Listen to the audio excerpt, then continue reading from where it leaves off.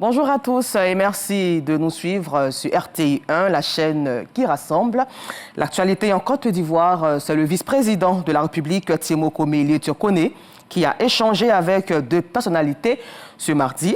Dans un premier temps avec le vice-président Afrique de la Société financière internationale, dont l'institution prévoit d'intensifier ses interventions en Côte d'Ivoire. Et en second lieu, l'entretien avec le président du Conseil central de l'économie de Belgique. C'était en présence de Mahama Traoré et Adama Sangaré. Sergio Pimenta achève son mandat de vice-président Afrique de la Société financière internationale, SFI. Cette institution, membre du groupe de la Banque mondiale, est un guichet de financement principalement dédié au secteur privé. Ces dernières années, ses interventions se sont accrues en Côte d'Ivoire. Sergio Pimenta a fait le tour du sujet lors d'un entretien que lui a accordé le vice-président de la République ce mardi. La Côte d'Ivoire est un pays où nous avons fait beaucoup dans des secteurs très alignés avec les priorités du gouvernement. Nous avons fortement augmenté nos engagements. Nous avons déployé plus de 2,5 milliards de dollars au cours des 5 dernières années et en forte augmentation. Sur cette année fiscale, par exemple, nous avons déjà dépassé les 600 millions de dollars. Nous allons avoir encore une fois une année record dans des secteurs très importants pour l'économie, des secteurs qui créent de l'emploi. Évidemment, nous avons une grande part de nos opérations dans le secteur agricole, tout particulièrement l'agrotransformation, où nous ajoutons de la valeur locale à la production agricole du pays. Nous avons également de nombreuses interventions au secteur de l'énergie. Nous avons une très bonne conversation sur non seulement ce que nous avons fait, mais ce que nous allons faire, notamment dans le cadre du nouveau plan national de développement qui est en cours d'élaboration. À la suite de la délégation de la SFI, Timoko Meïlie Turkone a reçu le président du Conseil central de l'économie de Belgique. L'équivalent du Conseil économique, social, environnemental et culturel de Côte d'Ivoire est désireux de partager son expérience en matière de participation citoyenne au processus de développement économique. Nous avons décidé de mettre en place des partenariats entre nos deux organisations, entre la Belgique et la Côte d'Ivoire, pour pouvoir œuvrer avec les partenaires sociaux et la société civile de Belgique et de Côte d'Ivoire à développer des projets communs dans l'intérêt de nos deux sociétés et de nos deux économies. Il est vrai que la Belgique est un partenaire important de la Côte d'Ivoire en termes économiques, mais là nous voulons essayer de développer des projets dans le cadre de la société civile et des partenaires sociaux dans l'intérêt des deux sociétés et des deux économies. Institué en 1948, le Conseil central de l'économie de Belgique est un organe consultatif chargé d'émettre des avis et des propositions concernant les problèmes relatifs à l'économie belge. Et toujours en Côte d'Ivoire, le Premier ministre Robert Begré-Mambé, quant à lui, a rencontré ce lundi 10 mars à la primature une délégation du secteur privé conduite par le président du patronat ivoirien, Ahmed Cissé. Les discussions ont porté sur la restitution de la stratégie de construction et d'accélération des champions nationaux. Un comité a été mis en place pour œuvrer sur ce projet. Et cette rencontre marque un engagement fort du gouvernement ivoirien en faveur du développement des entreprises ivoiriennes à fort potentiel. Marie-Chantal Akadan, Adama Kéré. L'essor des entreprises ivoiriennes à fort potentiel au cœur des échanges entre le gouvernement et le secteur privé. Les discussions ont porté sur la stratégie de construction et d'accélération des champions nationaux. Cette initiative vise à renforcer la compétitivité des entreprises locales et à stimuler la croissance économique. À l'issue des échanges, le secteur privé salue un tournant décisif dans sa collaboration avec l'État. La question des champions nationaux, question qui tient tant au chef de l'État. Nous avons échangé avec le comité qui avait été mis en place par le Premier ministre. Aujourd'hui, il s'agissait de faire la restitution par rapport aux différentes rencontres que nous avons eues. Au secteur privé, nous sommes heureux de ce que nous avons vu dans cette restitution. En effet, cette restitution prend en compte toutes les suggestions, les recommandations que nous avons faites pour l'éclosion, l'émergence des champions nationaux. Le patronat ivoirien voit en cette initiative un levier essentiel pour renforcer la souveraineté économique de la Côte d'Ivoire et asseoir son leadership régional. Et nous sommes dans la période du jeûne musulman. Et à cette occasion, le vice-président de la République, Timoko Meiliet, marque sa solidarité envers la communauté musulmane. Il a fait un important don ce mardi au siège du COSIM. Le compte-rendu d'Abdoulaye Koné. Lors d'une cérémonie empreinte de convivialité et de fraternité, le vice-président de la République, à travers une délégation qui le représentait, a remis un important lot de vivres et de produits alimentaires aux représentants de la communauté musulmane de Côte d'Ivoire. Il m'a demandé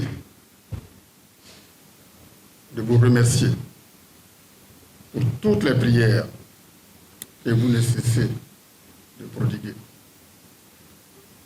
pour tous les conseils que les imams font à l'endroit des populations pour préserver le climat de paix et de sérénité que connaît notre pays. Et vous exhorte, bien convaincu que vous le ferez, et vous exhorte à continuer dans cette voie.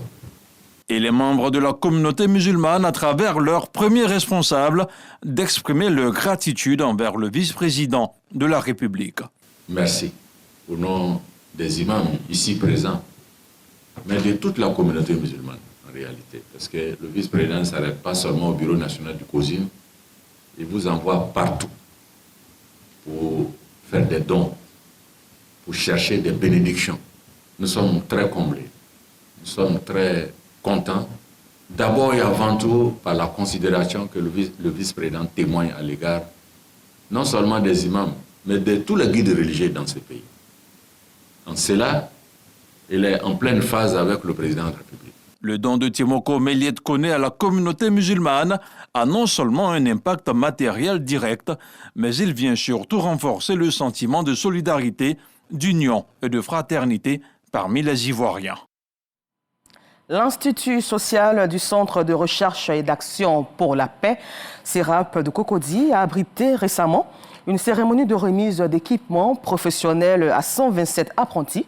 Et cette initiative, il faut le souligner, est présidée par la ministre de la Cohésion nationale, de la solidarité et de la lutte contre la pauvreté, Miss Belmonde Dogo, vise à promouvoir la dignité de l'homme et surtout lutter contre la pauvreté. Le compte-rendu de Jean-Marc Djadji.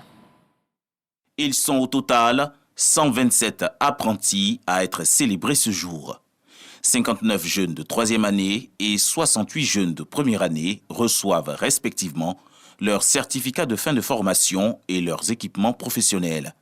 Ces apprenants sont bénéficiaires de la formation de l'action sociale en milieu urbain ASMU, issue de l'Institut social du Centre de recherche et d'action pour la paix, CERAP. Durant ces 3 ans, nous avons rencontré des difficultés, mais nous n'avions pas abandonné. Et aujourd'hui, nous sommes récompensés par la nation.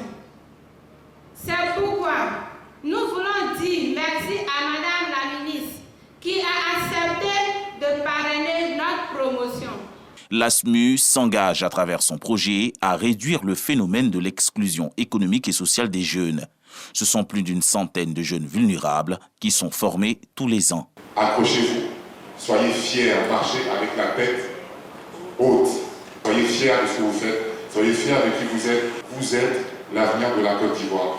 La ministre de la Cohésion nationale, de la solidarité et de la lutte contre la pauvreté, Miss Belmonde Dogo, marraine de la cérémonie, a félicité l'ASMU et promet accompagner cette initiative. Chaque être humain a un potentiel en lui.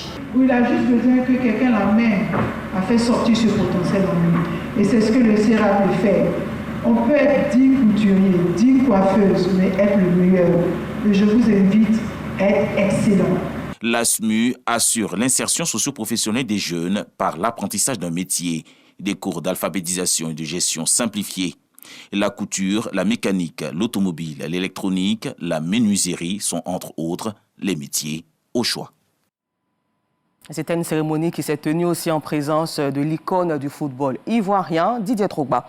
Ce mardi 11 mars 2025 s'est tenue dans la commune de Cocody la cérémonie de lancement des Journées de la francophonie 2025. Et c'est lors d'une conférence de presse que la secrétaire générale de la Commission nationale de la francophonie a annoncé les dates pour cette édition. Les festivités se tiendront du 11 mars au 4 avril 2025. Et cette année, le thème international met l'accent sur l'éducation et l'action. Je m'éduque, donc j'agis. Aussi mettre l'accent sur la formation et l'employabilité des jeunes. Carmel Dia, Aziz Ganiou. La francophonie à l'honneur. Chaque 20 mars, le monde entier célèbre la journée de la francophonie. Ici en Côte d'Ivoire, les festivités ont déjà démarré. La secrétaire générale de la Commission nationale de la francophonie a donné le coup d'envoi pour cette édition. Les journées de la francophonie 2025 vont se dérouler du 11 mars au 4 avril 2025 et proposeront une programmation riche et diversifiée pour mobiliser tous les acteurs de la francophonie en Côte d'Ivoire. Et notre objectif est d'atteindre 2000 participants. Nous avons les journées du cinéma francophone. Nous allons avoir des masterclass et une séance d'information sur les offres de la francophonie dans le secteur du cinéma. Ensuite, la journée du 20 mars, nous aurons la cérémonie de célébration solennelle. Pour 2025, place aux innovations. De nouvelles actions marqueront ces journées. La francophonie encourage ainsi chaque citoyen à apprendre pour mieux agir et bâtir un avenir commun plus solidaire, durable et inclusif.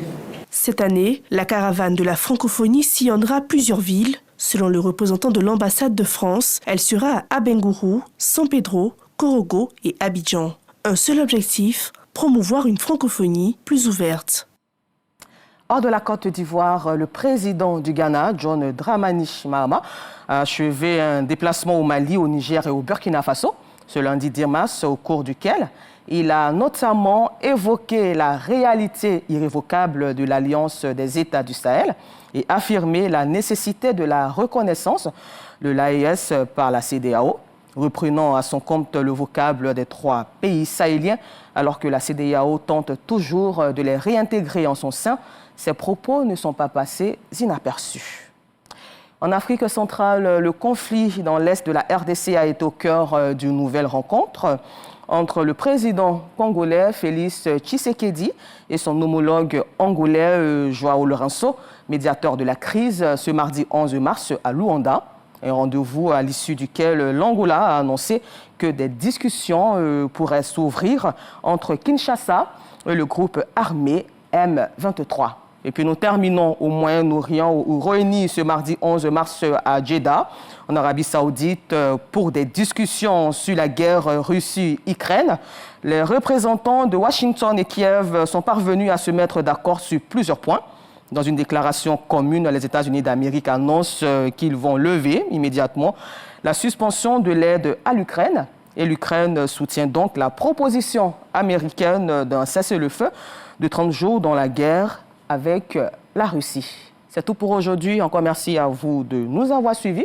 Moi, je vous donne rendez-vous demain à 6h30 pour un autre temps d'information sur RTI1, la chaîne qui rassemble. Restez à 7h pour suivre l'émission Matin Bonheur avec l'animateur Thierry Angeval et sa dynamique équipe.